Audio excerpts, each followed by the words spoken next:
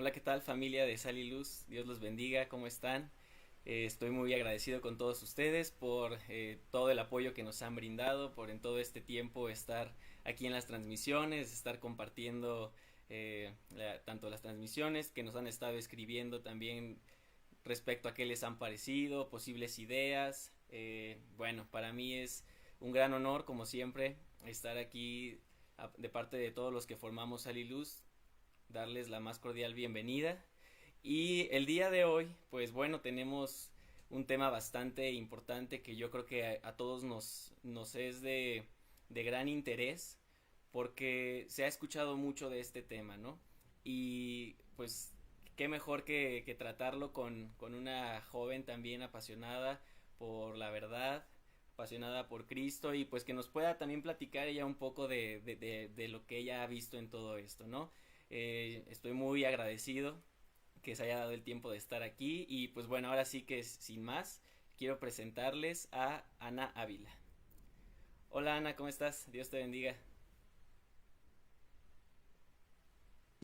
Hola, hola, muchas gracias por la invitación. Es un placer estar con ustedes el día de hoy. Me honra estar aquí.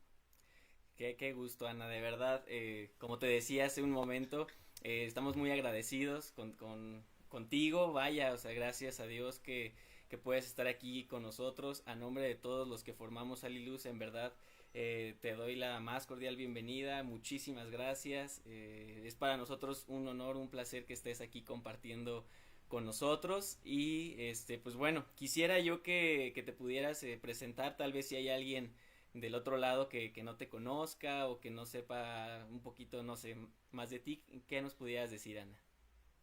Claro que sí, con mucho gusto. Bueno, como ya hemos mencionado, mi nombre es Ana Ávila.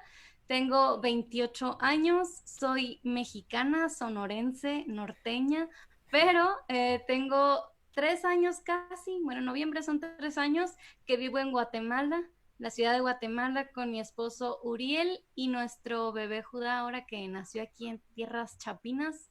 El pequeñito tiene poco menos de 2 años y es todo un torbellino. Quizá les toque escucharlo por allá al fondo, su papá lo está acostando a dormir. Am, bueno, me dedico a escribir y editar. Soy editora en un sitio web que se llama Coalición por el Evangelio.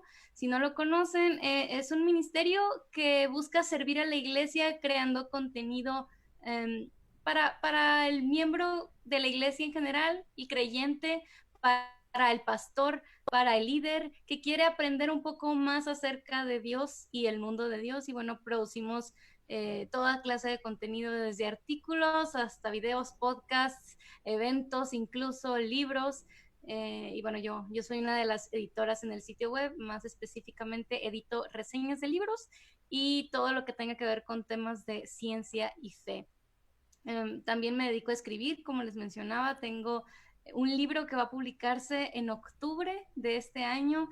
Mi primer libro se llama Aprovecha bien el tiempo, es un libro de productividad cristiana. Es otro de los temas que me apasionan. Soy una persona con muchos intereses, como quizá se podrán dar cuenta.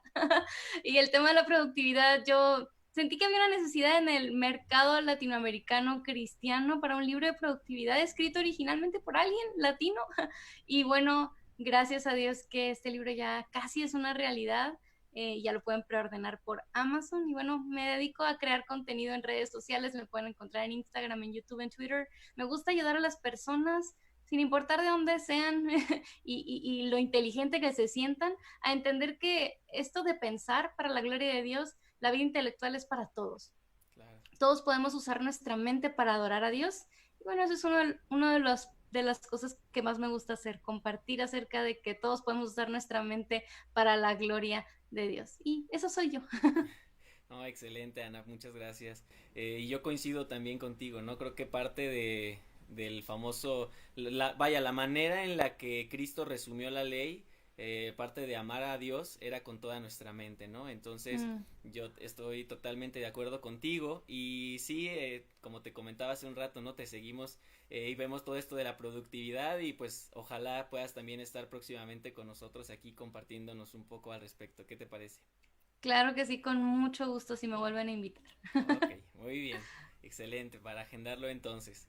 Bueno, pues ahora sí, para entrar al tema como tal y ya no, bueno, aprovecharlo, ¿no? Porque creo que es un tema bastante interesante y quizá, pues bueno, una hora no nos va a alcanzar, pero al menos que podamos ofrecer algunos buenos puntos, unos muy buenos detalles respecto a este tema, ¿no? Que yo creo que a todos nos interesa, que tal vez hemos sufrido de algún ataque con alguna persona, ¿no? Que hemos querido compartirle nuestra fe y de repente llegan y nos quieren decir, no, es que yo creo en la ciencia y vaya, la ciencia ha desacreditado a Dios y bueno, un sinfín de cosas que hoy en día están pasando, ¿no?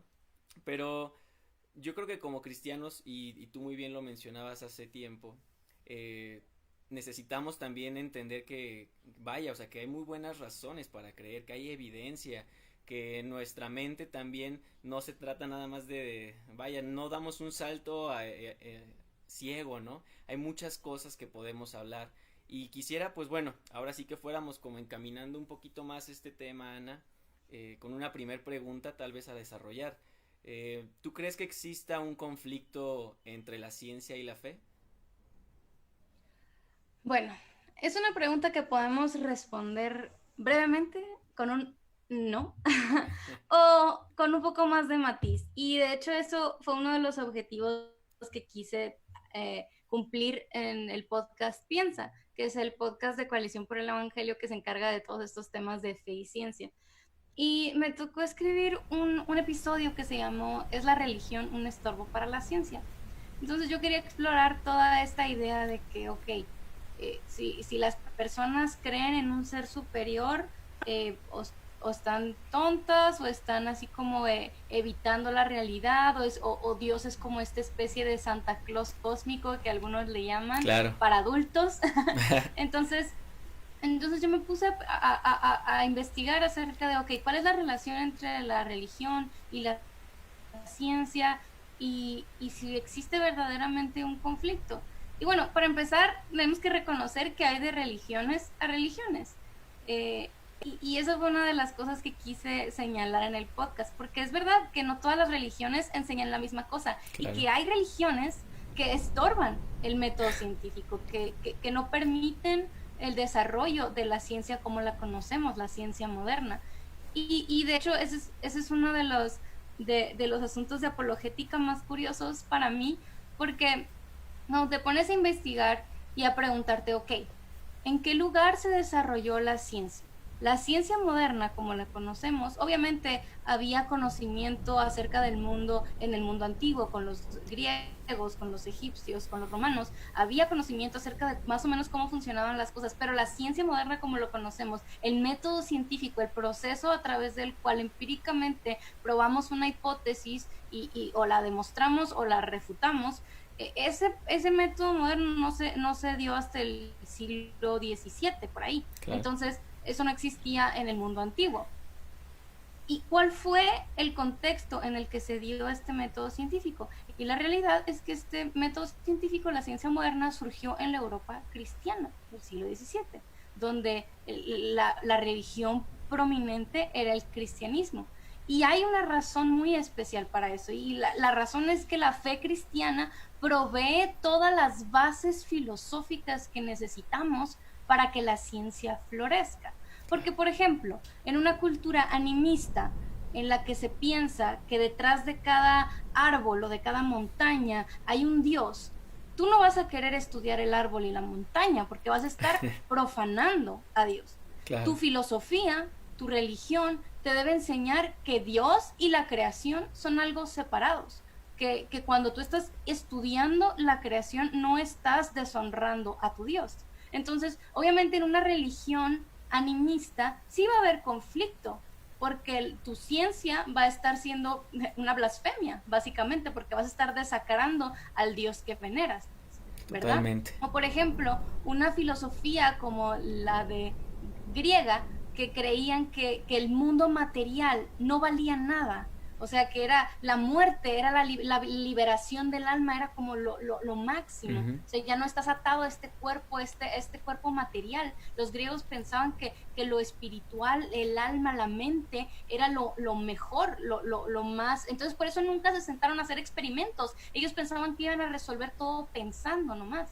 Y sí, hicieron muchos adelantos en política, incluso en muchas ciencias que se beneficiaban del mero razonamiento, pero a la hora de hablar de experimentación, ellos no lo hacían, porque su filosofía, su religión, lo podríamos llamar así, estaba en contra del método científico como lo conocemos. Entonces, en resumidas cuentas, una religión, una fe, un conjunto de creencias sí puede estar en contra de la ciencia, pero la religión cristiana como tal, el cristianismo bíblico, no, todo lo contrario, nos enseña que Dios está separado de su creación, que si estudiamos este mundo, no estamos profanando a nuestro Dios.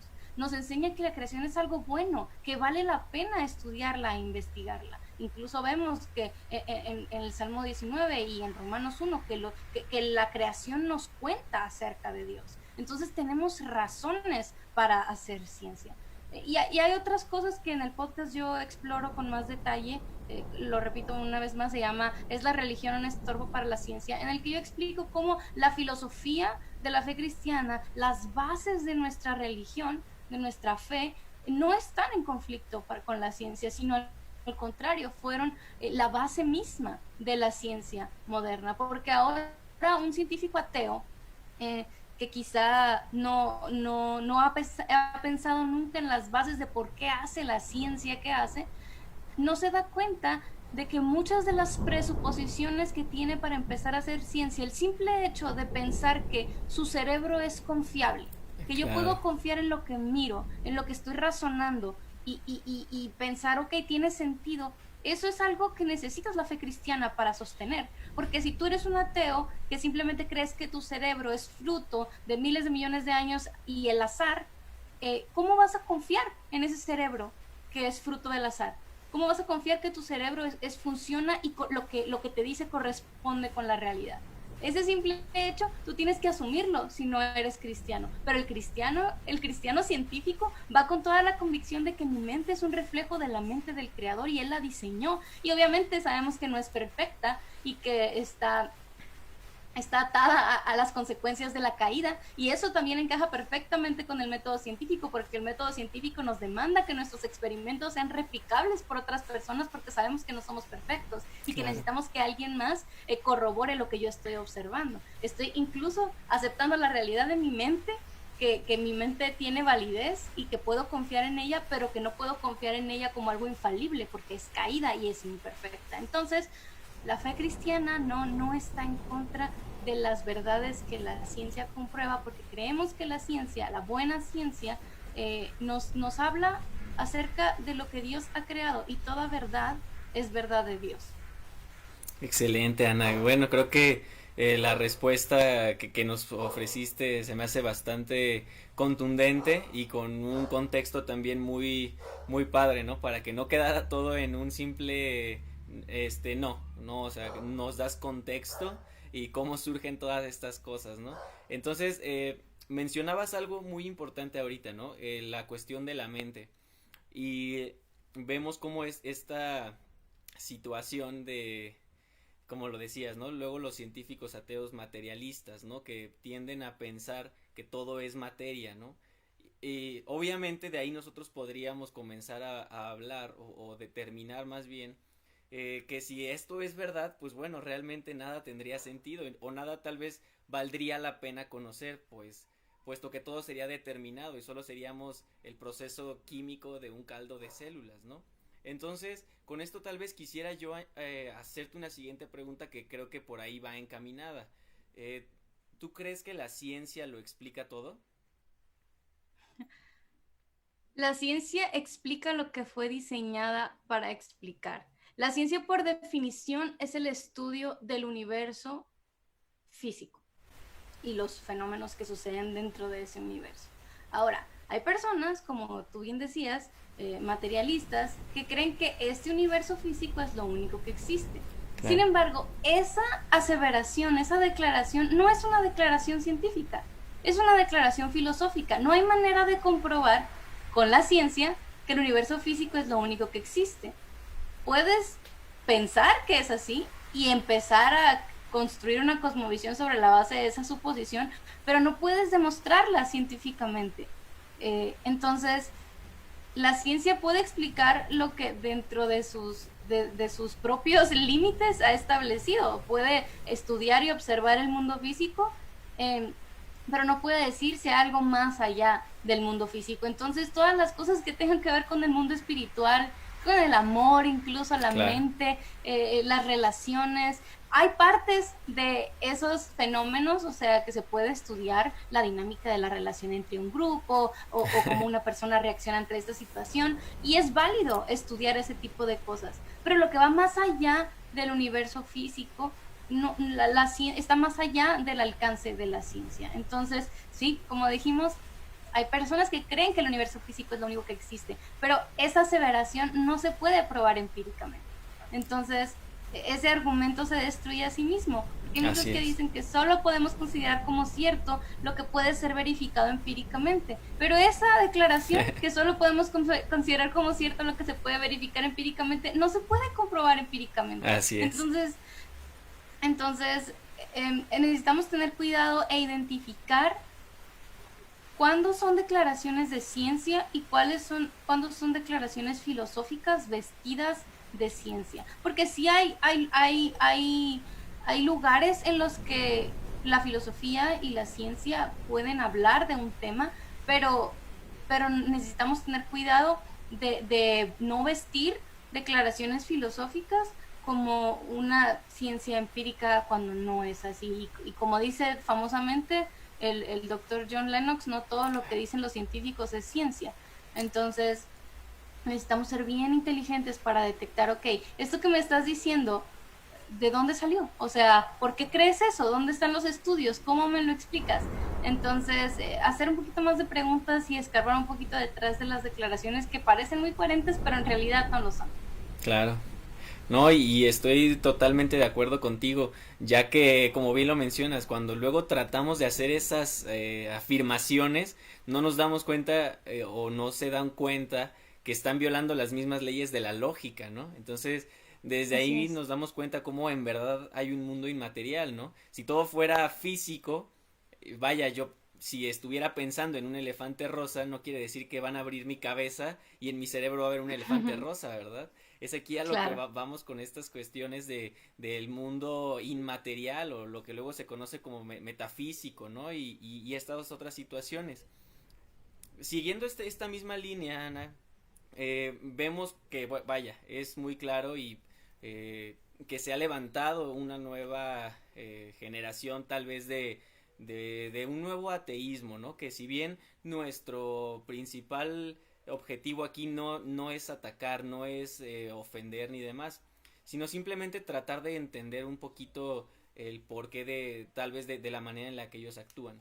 Pero podríamos hablar tal vez de este nuevo movimiento de ateísmo como, no sé, Richard Dawkins, Daniel Dennett, Sam Harris, el difunto ya Christopher Hitchens, vaya, todo esto, ¿no? Como los ateos famosos, ¿no? Lawrence Cross, entre otros, ¿no? Que están constantemente tirando una y otra, vaya, para así situarlo en el contexto como el libro de John Lennox, ¿no? Están disparando contra Dios. Ujú. Sin embargo, ¿tú crees que realmente, digo, leyendo un poco de lo que ellos han escrito, de las cosas de los que ellos hablan y que se presentan luego a dar sus ponencias, a mí me parece, digo, es mi punto de vista, pero me parece que no todo lo que ellos tratan de hacer es sincero, es decir, siento yo que luego no buscan realmente encontrar la verdad. Me parece que esta nueva corriente de ateísmo no quiere del todo conocer la verdad y pudiera ser que más que nada se han dedicado a atacar a Dios, ¿no? O querer formar un antiteísmo o algo así. Eh, ¿Tú qué podrías tal vez comentarnos respecto a esta nueva generación vaya, científicos ateos o físicos, en fin?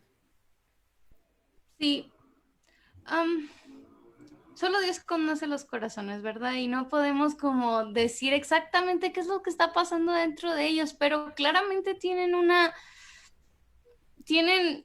algo en contra de la religión. O sea, ellos no son ateos como de que no, pues Dios no existe y ya sigue con tu vida, sino quiero, o sea, el pensar que Dios existe es algo tóxico, es algo que impide el desarrollo de la ciencia, es algo que atonta a las personas. Entonces, ellos claramente tienen un odio, unos más que otros, a esta idea de que las personas crean en un ser superior.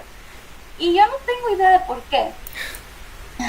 Claro. Porque, o sea, decimos, son científicos, ok, están preocupados porque la ciencia no avance y porque mucha gente es religiosa, pero tú te quedas pensando, Newton, Galilei, Kepler, tú sabes que todas esas personas eran creyentes y no solo eran creyentes así como de, porque ellos muchas veces dicen que eran creyentes porque todo el mundo en ese momento era creyente, pero no, o sea, tú lees a Kepler y él firmaba sus estudios con Sol y Deo Gloria y oraba por escrito, expresando adoración al Señor, maravillado a través de todo lo que estaba descubriendo en el cosmos. Galilei quizá no era el más cristiano de los cristianos, pero obviamente tenía respeto por la escritura y entendía que tenía autoridad para decirnos cómo vivir y no veía el conflicto entre sus estudios científicos y su creencia en Dios. Newton escribió más de teología que de lo que escribió de ciencia. Claro. Entonces, la historia misma nos demuestra que la creencia en Dios, independientemente de la razón por la que Newton, Galilei y Kepler creyeron, el caso es que creyeron y eso no los estorbó. Entonces yo no entiendo por qué sienten que estos nuevos ateos que es realmente un estorbo.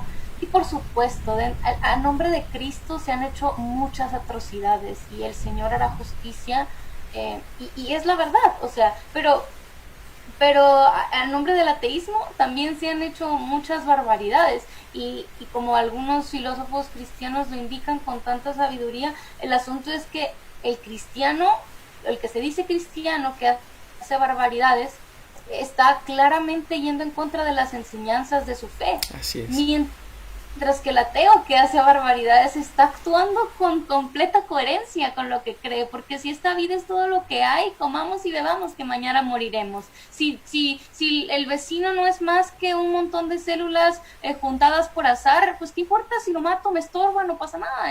O sea, no hay moralidad, no hay sentido del bien y el mal, o sea, y las atrocidades que se cometen en nombre del ateísmo tienen todo el sentido del mundo si realmente crees lo que el ateísmo profesa. Entonces, yo no entiendo. Yo, mi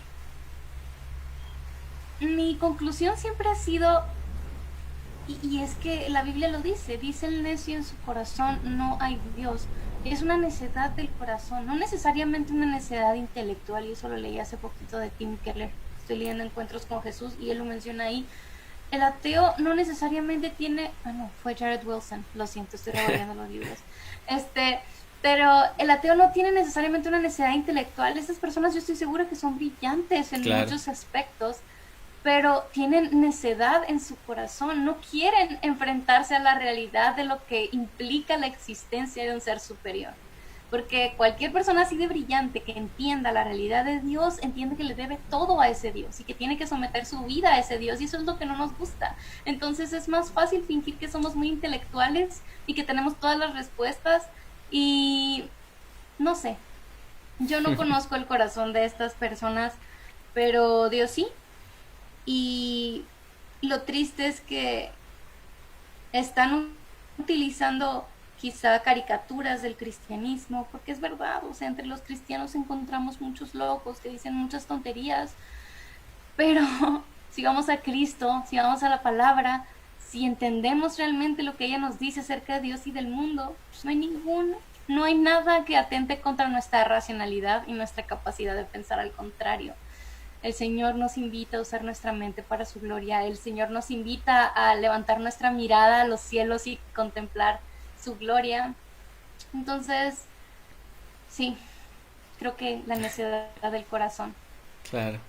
No, y estoy de acuerdo contigo, Ana, porque recordaba, por ejemplo, a este Thomas Nagel, ¿no? Vaya, su famosa cita que casi anda rondando por todos lados, ¿no? Que él decía, parafraseándolo, porque, vaya, que él no entendía cómo personas mucho más inteligentes que él creían en un Dios y que él eso le molestaba, que él decía, es que ¿por qué? Yo no quiero que ellos crean, y es más, yo no quiero que exista un Dios, no quiero que el universo sea así, y vamos, creo que totalmente encaminado a lo que tú nos comentas, o sea, ¿qué hay ahí? Y son personas brillantes, creo que no podríamos dudar de la gran inteligencia de Lawrence Krauss como físico, pero cuando vemos cómo tratan de evadir la responsabilidad de un Dios, vaya, claramente aquí vemos que su intención es más emocional o de voluntad. Tal vez los que están aquí del otro lado recordarán que acabamos de hablar sobre la duda, los tipos de duda emocional, intelectual y de voluntad, ¿no? Yo creo que va más que nada por allá, pero bien lo mencionas, ahora sí que uno nunca sabe, ¿no? Anthony Flew, hasta sus 81 años aproximadamente, ¿no? Se dio cuenta que su ateísmo no tenía fundamento y es cuando él, por medio de estudiar, si no mal recuerdo, la célula y la complejidad del diseño humano, es que él decide, vaya, entregarle su vida al Señor, ¿no? Y solamente el Señor conoce el corazón y esperemos que haga lo mismo, ¿no? En estas personas tan brillantes. Con esto, Ana, quisiera mencionarte, tal vez, vaya, hablando de este mismo tema, bien sabemos que incluso se hace el famoso, o se hacía ya no sé si todavía sigue, el Reason Rally, ¿no? En Washington, donde se reúnen los ateos, estuvo como ponente Richard Dawkins hablando y mencionando cómo vaya siendo en alto la razón, pero ya platicamos un poquito que si en verdad el ateísmo es tan razonable, se refuta a sí mismo y bueno, entre otras cuestiones. Sin embargo, hacen afirmaciones eh, totalmente yo creo que muy fuertes y más allá de querer dialogar, sino de ellos lo que buscan me parece es hasta cierto punto destruir. Tenemos a Richard Dawkins hablando cuestiones de vaya, los cristianos humíllenlos, háganlos quedar mal, destruyanlos, entre otras cuestiones, ¿no? Y es aquí lo que platicábamos, ¿no? Muchas veces esto, en lugar de un diálogo, poder realizar un cambio de opiniones, se termina convirtiendo en una pelea, ¿no? Y yo creo que llega el punto en el que ya como en muchas familias, ¿no? No, pues ni de religión ni de política hablamos porque pues nadie se pone de acuerdo, ¿no? Y por eso Charles Spurgeon mencionaba, ¿no? Pues precisamente por eso es que ladrones siguen reinando y pues falsos maestros predicando. Sin embargo, a lo que voy con esto es cómo nosotros deberíamos actuar ante esta situación, cómo responder ante posibles enfrentamientos o diálogos, vaya, que nosotros podamos tener con gente un poco que esté cerrada, es decir, cómo podríamos dialogar con ellos o tú qué actitud crees que sea la mejor que debemos de tomar. Sí, yo hablo de dos cosas, humildad y valor. Em, Creo que son dos cosas que debemos fortalecer. Lo primero, humildad. Y hay personas que necesitamos un poco más de ayuda de un lado que del otro por nuestra personalidad, nuestros gustos. Hay gente que es más peleonera y que hay que bajarle dos rayitas. Hay gente que no le gusta hablar y no quiere salir de su caparazón y hay que ayudarles. Entonces, pero humildad y valor en ambos casos. Y lo primero es que, mira, si los nuevos ateos están diciendo humillan a los cristianos, necesitamos no ser tan fáciles de humillar, porque la realidad es que somos muy Totalmente, fáciles de humillar muchas totalmente veces. de acuerdo. Necesitamos guardar silencio un poquito y estudiar. O por lo menos tener una actitud de, ¿sabes qué? No sé, déjame investigar. Así Claro, no, o sea, no tienes que ponerte a leer todos los libros del mundo, pero si no sabes, no hables como que sabes. ¿Me explico? así es. Eh, es una realidad muy triste y me ha tocado ver una y otra vez. E incluso yo fui así en un tiempo. Lees un libro, un artículo o alguna vez escuchaste una prédica o media prédica que mencionó algo de la ciencia y como que te memorizas medio el argumento, no sabes ni qué estás diciendo, pero cada vez que sale el tema ahí empiezas a parlotear. Claro, Y no recuerdo si fue Agustín el que mencionó que en temas así que los cristianos no sepamos, guardemos silencio, porque los que sí saben van a darse cuenta de nuestra ignorancia y vamos a, o sea, el que va a quedar mal no es tanto nosotros, sino el nombre de Dios. Claro. Y tenemos que guardar nuestro testimonio porque estamos siendo representantes de Cristo. Entonces, si hay un tema que yo no domino, que no conozco, necesito ser humilde y reconocer, ¿sabes qué? Voy a escuchar, voy a quizás hacer preguntas, aunque no sepamos, vale la pena siempre hacer preguntas. Y hay un libro excelente respecto a este tema que lo recomiendo a todos, por favor, léanlo, se llama Tácticas. Sí.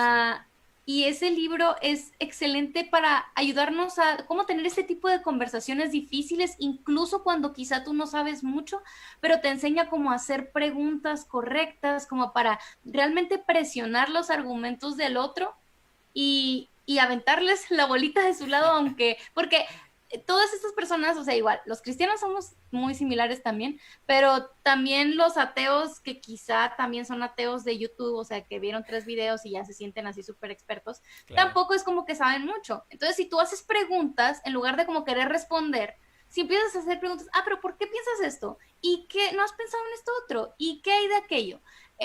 Ellos van a empezar a como darse cuenta de que, ok, no he pensado en esto tanto.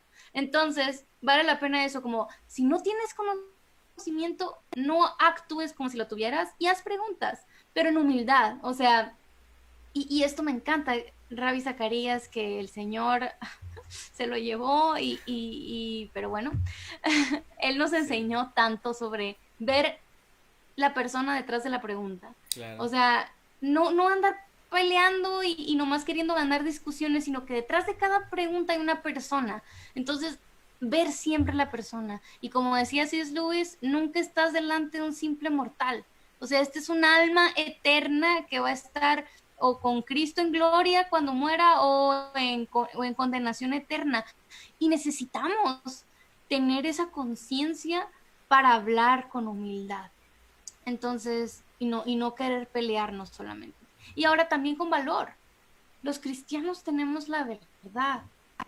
Y no puede ser que no entendamos muchas cosas, que no estemos preparados en todos los temas, pero sabemos que toda verdad es verdad de Dios. Y no debemos temerle a conocer cosas nuevas acerca del universo. Y si hay cosas que no entendemos, podemos decir, voy a investigar acerca de eso. No tenemos que como tener todas las respuestas para sentirnos valientes. Claro. Esa es otra cosa que yo he aprendido. O sea, que yo quiero sentirme segura en mi fe y siento a veces que quiero tener como todo el conocimiento de todos los temas para estar completamente segura en mi fe. Pero no, esa convicción la puso el Espíritu Santo en mi corazón y con esa verdad de que Cristo Jesús es Dios, murió y resucitó a mi favor, es la verdad que me asegura y me permite, aunque no sepa, no sentirme menos, no sentirme intimidada, sino ser valiente y saber que tengo la verdad más importante que es el Evangelio. Claro. Entonces, yo creo que necesitamos responder así, con humildad y con valor. Seguir estudiando, seguir aprendiendo, seguir escuchando de otras personas y haciendo preguntas sabias. Y yo creo que Dios es así, Dios en su palabra nos promete darnos sabiduría si la pedimos con fe. Y eso es una promesa maravillosa. O sea, y debería ser una oración, por lo menos para mí lo es, una oración diaria. Señor, llena mi boca de sabiduría, ayúdame porque yo no sé. Y Dios nos pone en situaciones que uno dice, ay Dios, ¿por qué me metiste en esto? Pero Él se quiere glorificar sí. con nuestras palabras. Entonces preparémonos, escuchemos, seamos humildes, seamos valientes, no hablemos de más. Sí. No pensemos que somos expertos porque nos leímos un libro, aunque sea de John Lennox, que son maravillosos, pero un libro no es nada. Claro. Necesitamos estudiar y ser humildes, pero también ser valientes y saber que podemos aprender. Así es. Sí, totalmente de acuerdo, Ana. Y es que eso es lo que pasa, ¿no? Creo que principalmente hemos vivido tal vez, yo lo veo tal vez de esta manera. El cristiano mucho tiempo, está recibiendo rechazo, ¿no? Quieres compartir de tu fe, te rechazan. Quieres compartir de tu fe incluso con alguna persona que sea teísta, y tú bien lo dijiste hace un rato. Tal vez no conoces porque no estudias ni siquiera tu cosmovisión, tu creencia, y quieres aventarte al ruedo, y obviamente la gente pues se da cuenta de que no sabes nada, ¿no? Y no puedes defender argumentos y ya deja tú de hablar siquiera con alguna otra cosmovisión, ¿no? Ya sea atea, hinduista o lo que tú quieras.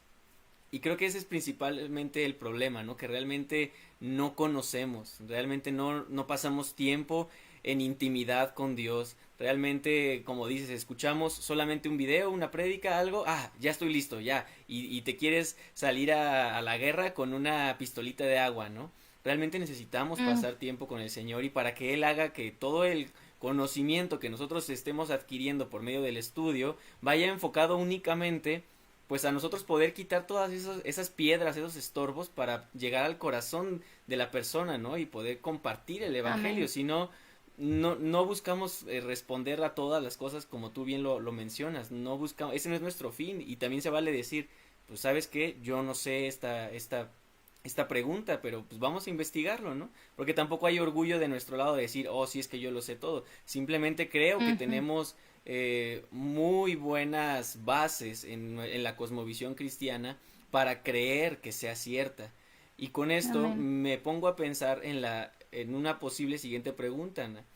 Debido a que estamos hablando de que nuestra fe es razonable, vaya, hay muy buenas evidencias. Yo creo que es lo que coincide más con la realidad y es coherente y se relaciona todas las cosas. No sé si analizamos las respuestas a las posibles preguntas de origen, significado, moralidad y destino, yo veo que embona bastante bien el cristianismo. Con todo esto sabemos que hay mucha gente que no lo ve así y que incluso, Ujú. vaya, se atreven a mencionar el punto, ¿no? De que si nosotros tenemos una fe ciega.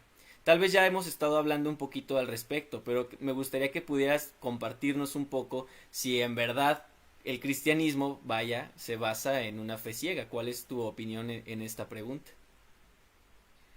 Sí, creo que como en todo, nos ayudará a empezar definiendo los términos, Claro, porque ¿a qué nos referimos con una fe ciega? Podemos referirnos a que tenemos fe en algo que no podemos ver, y bueno, eso es cierto.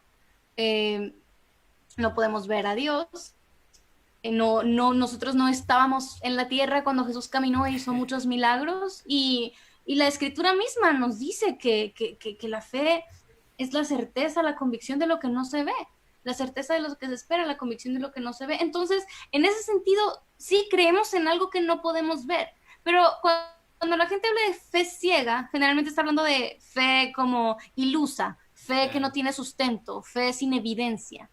Um, y para eso siempre les gusta a las personas usar la historia de Tomás, ¿verdad? claro. Que el Tomás, o sea, lo ponen como el escéptico, que él quería la evidencia y que Jesús lo regañó. Y ese relato lo encontramos en Juan 20, aquí lo tengo conmigo, y dice, acerca aquí tu dedo, mira mis manos, le dice Jesús a Tomás. No seas incrédulo, sino creyente. Y Tomás dice, responde en adoración, Señor mío y Dios mío. Y Jesús le dice, porque me has visto, has creído, dichosos los que no vieron y sin embargo creyeron. Entonces la gente dice, no, ahí ves, o sea, ahí está diciendo Jesús que sí, o sea, que quiere que la gente no vea y que crea. Dios se nos olvida seguir leyendo, porque la Biblia es como un libro que hay que leer de principio a fin, ¿verdad? Y Claro. justo después, en el siguiente versículo, dice así, y muchas otras señales hizo también Jesús en presencia de sus discípulos, que no están escritas en este libro, pero estas se han escrito para que ustedes crean que Jesús es el Cristo, el Hijo de Dios, y para que al creer tengan vida en su nombre. Juan nos está diciendo, yo escribí aquí todo esto para que tú puedas ver lo que pasó y creas.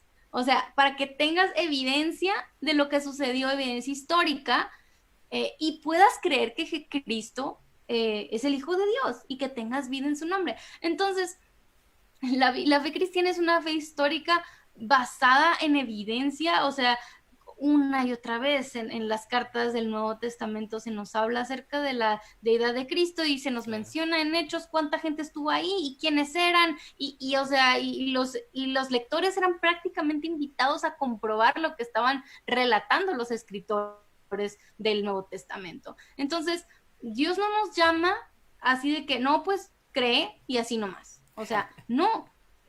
Dios escribió un libro, el Espíritu Santo inspiró a estos apóstoles a escribir estos relatos, esto es historia, para que nosotros pudiéramos ver lo que sucedió y a ver, vamos a ver cuáles fueron las posibles explicaciones de esta situación, o sea, cuál es el veredicto de toda esta evidencia. ¿Jesús es Dios o no? Entonces, nuestra fe no es ciega en el sentido de que es irracional. Obviamente no estamos con Jesús, no caminamos con Él, no podemos ver muchas de las cosas que creemos, el Espíritu Santo, esperamos la venida, el regreso del Señor, pero eso no significa que sea irracional, eso no significa que no sea basado en evidencia. El Nuevo Testamento, y eso es una rama de la apologética, la evidencia histórica de la Biblia y de los evangelios y de la existencia de Jesús, es un mundo de cosas que puedes ponerte a estudiar, Claro. en la que nos damos cuenta de que nuestra fe, lo que creemos, está bastante bien sustentada. Ahora, vamos a poder, porque esa es una de las cosas que por lo menos la gente como yo, que es como más inclinada a la racionalidad, como queremos que sea como un teorema matemático y que podamos comprobar así sin ninguna duda de que Dios existe. Pero Dios no funciona así. O sea, y de hecho decimos, ok, los ateos no pueden refutar la existencia de Dios con la ciencia, pero nosotros tampoco con la ciencia podemos comprobar la existencia de Dios. Para los dos lados, para el ateísmo o para el teísmo, vas a necesitar fe. Claro. Y la Biblia nos habla de que sí, o sea, necesitamos confianza a final de cuentas, pero no es una confianza irracional, no es una confianza en la que no tenemos sustento para basarnos en ella. Es como mi relación con mi esposo. Yo todos los días tengo fe en de que él me ama y que él va a cuidar nuestros votos matrimoniales. No tengo una ecuación científica que me lo demuestre, sin embargo, conozco su carácter, he visto evidencia a lo largo de nuestros años de relación que me permite confiar en esta Claro. verdad. Entonces no me metí a este matrimonio ciegamente, ¿verdad? O sea, ni estoy en este matrimonio ciegamente, sino que en la evidencia de nuestra historia, nuestra relación, confío en ese amor que él dice tenerme, aunque no tenga una ecuación matemática que me lo compruebe. Entonces es lo mismo con el Señor. No es irracional, no es ilógico. Tenemos la evidencia, obviamente no es un teorema matemático, pero ahí está. No necesitamos saltar al vacío apagando nuestro cerebro y dejándolo en la puerta, como dice Josh McDowell, sino podemos traer nuestra mente al Señor y utilizarla para su gloria. Así es. Incluso me recordabas, bueno, es que mencionaste el punto de que también el ateo utiliza la fe y yo creo que eso es algo que normalmente no alcanzan a distinguir. Recuerdo, no sé si fue en el debate de John Lennox con Richard Dawkins, en el que hablaban del origen de la vida y cómo surgió, y que Richard Dawkins termina diciendo, pues bueno, es que no sabemos, pero dame tiempo, prácticamente, dame tiempo y lo encontraremos en el futuro. Entonces, eso es fe. Él está diciendo, no lo sé ahorita, pero creo que en un futuro va a pasar, ¿no? Entonces, vaya, muchos ejemplos así podríamos citar cuando se llegan a este punto, ¿no? De cómo efectivamente también hay fe de ambos lados. Y qué bueno que lo mencionaste porque también nosotros somos responsables de las afirmaciones que estamos haciendo. Muchas veces nosotros queremos decir, no, es que Dios así, así, y Cristo se levantó de los muertos, Dios lo levantó, la resurrección, pero tal vez ni siquiera entendemos el por qué y cómo pasó todo esto, y simplemente le decimos, pues es que la Biblia dice, y más allá de ofrecer una explicación razonable, que la hay, y se fundamenta en un hecho histórico, nosotros mismos también demostramos como si fuera una fe ciega únicamente porque lo dice, ¿no? Entonces creo que de ambos lados tenemos la responsabilidad, si es que en verdad somos honestos con nuestras creencias, de, de soportar la carga de la prueba y mostrar Amén. el porqué de nuestros argumentos, tanto nosotros como el otro. Porque no se trata Amén. nada más de andar desacreditando argumento tras argumento. Es, ok, yo, esto va y te lo explico, pero tú dime tu postura y explícamela y vamos a ver cuál tiene mayor peso en cuanto a veracidad. Con todo Amén. esto, Ana, y bueno, tal vez para empezar como a concluir un poco el tema, eh, también sabemos que parte del conflicto que ha existido entre la fe y la ciencia es parte con los avances científicos, ¿no? Los avances tecnológicos.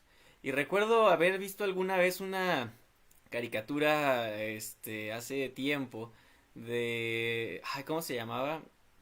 Family Guy o algo así creo que se llama, en el que, bueno, era un niño como un bebé, se me olvidó el nombre incluso del personaje. El chiste es que viajaban como en otra dimensión en el tiempo y veían que supuestamente la sociedad, el mundo había aumentado los avances tecnológicos de manera exponencial y comentaban que fue porque el cristianismo no avanzó, que Mm. no hubo cuestiones como la Inquisición y esas cuestiones, entonces permitieron el avance tecnológico y científico y por eso habían carros voladores y bueno, un sinfín de cosas.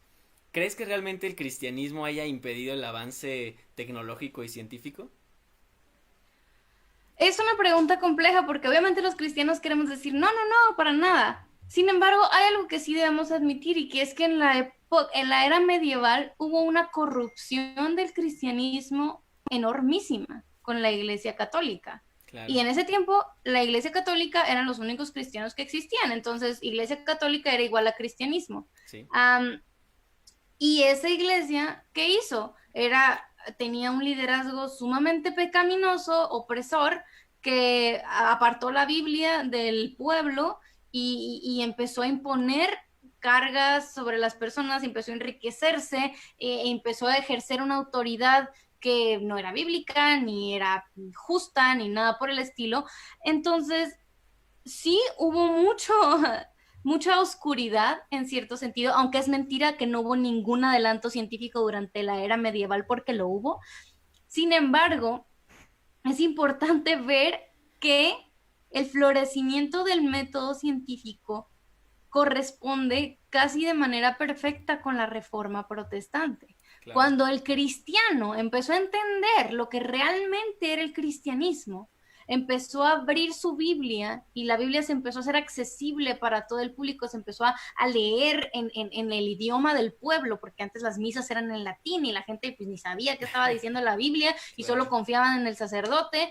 Entonces, cuando Lutero publica las tesis y empieza a traducir la Biblia al alemán y la imprenta empiezan a salir un montón de tratados y luego eventualmente la Biblia se hace accesible a las masas, la gente empieza a entender de qué se trata realmente el cristianismo y de qué se trata realmente el Dios del universo y el mundo que él creó y empieza a haber una revolución intelectual en todos los sentidos, la gente empieza a entender que la vida no se divide en sagrado y secular, que no es nomás los sacerdotes los que están así cerca de Dios y que su trabajo es el espiritual y los demás están así como alejados de Dios, no, sino que empezamos a ver que todos los seres humanos son seres creados a imagen de Dios y que el Señor no distingue entre un servicio sagrado y otro secular o que no importa, sino que cada creyente puede ser un sacerdote donde está, que puede ser un ministro del evangelio, predicar el evangelio y utilizar las labores que Dios le dio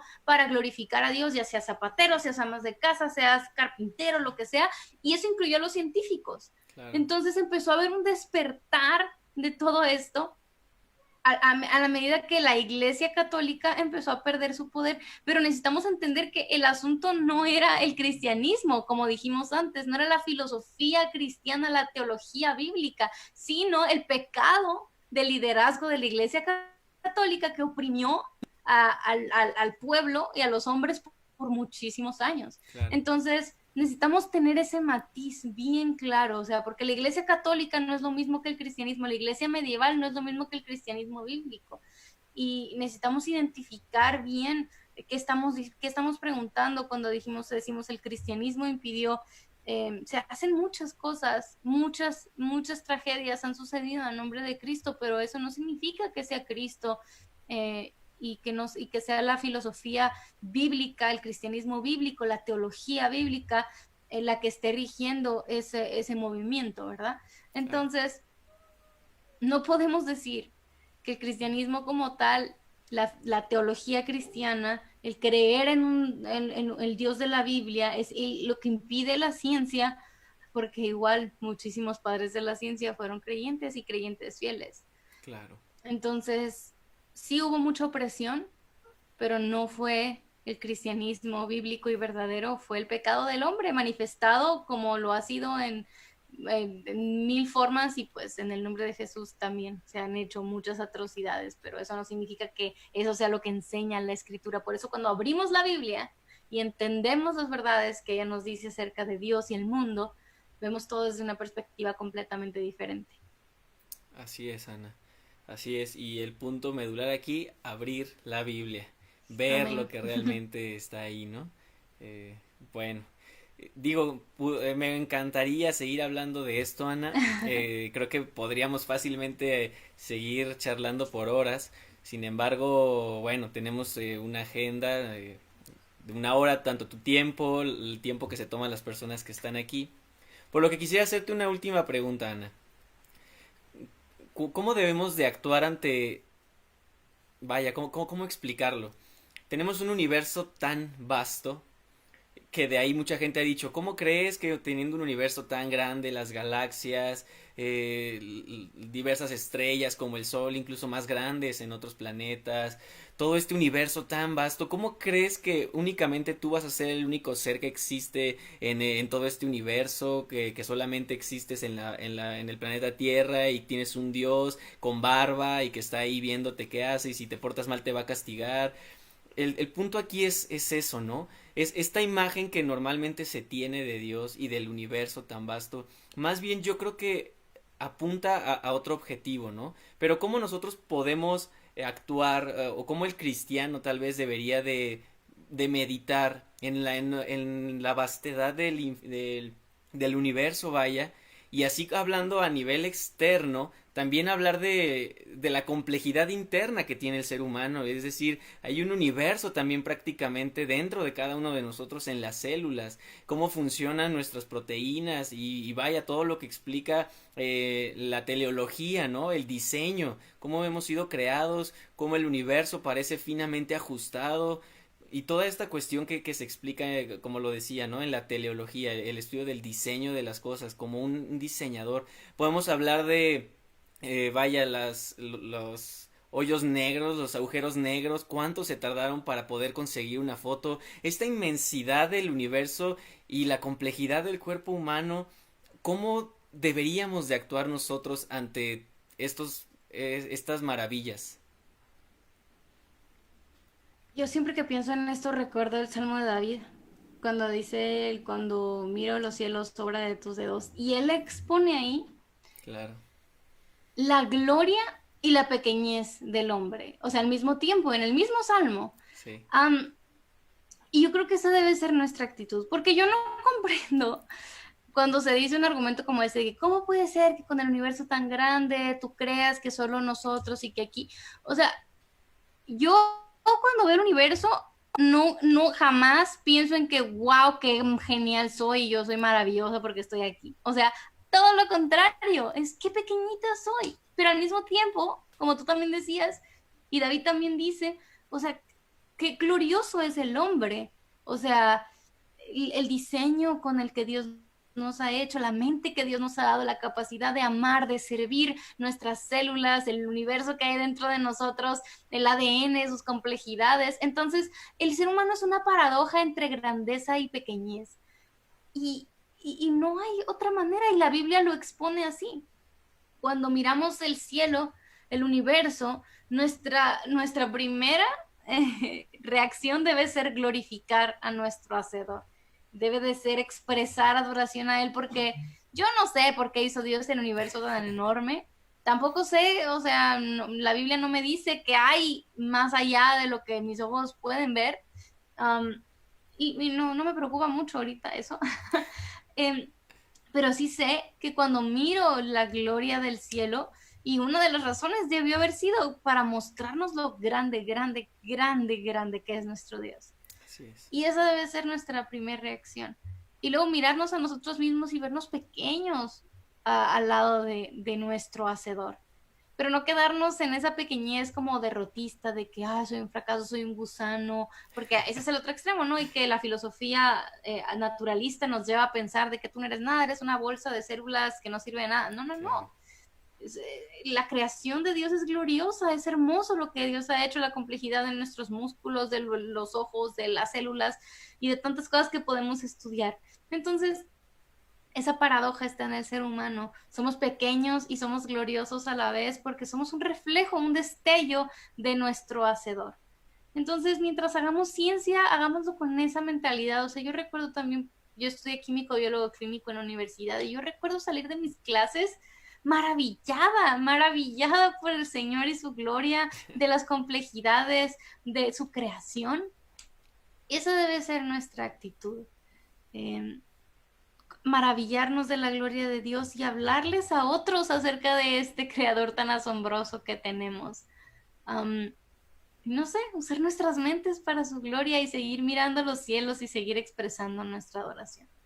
Claro, totalmente de acuerdo. Es hermoso meditar en sus maravillas y ver lo grande, lo poderoso, lo sublime, lo asombroso y vaya, todos los atributos de Dios, ¿no? Y darnos cuenta que ese Dios, creador de los cielos y la tierra, y como lo mencionaba David y tú lo citaste, y cómo todo esto cuenta su gloria, nos ama y no es un Dios lejano a nosotros y podemos acercarnos a Él por medio de Cristo.